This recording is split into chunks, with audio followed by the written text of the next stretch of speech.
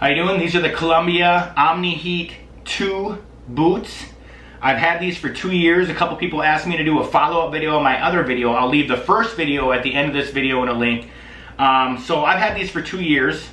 I would say I wouldn't recommend 0 degrees standing around. If you're going to be walking around or sledding, I highly recommend these. These are really lightweight boots, and that's why I bought them. I typically never tied them higher than right here, and I always had this tongue kind of hanging down because I just needed something to warm my feet. But, you know, they obviously tie up, but I just never did. So I just slip these on and slip them off, which is very simple. A couple things bad, I guess, about them, which is typical after wear and tear, is there's a little piece of rubber coming through right there that the sole is starting to wear through.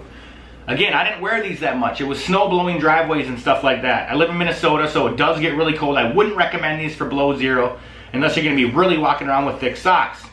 One other negative thing that is kind of my fault is since I wore the tongue down like this and didn't use these eyelids, the boots kind of were wider and these things would catch on stuff.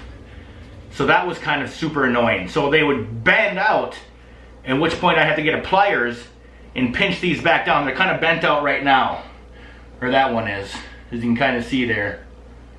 Let's see. So it's kind of bent out right now. So I'm constantly taking the pliers and pushing back in. The other negative thing is when you're stepping, this part right here would go into your toe, and that's why we returned the woman pair. I bought some for my girlfriend. We returned them for that exact reason.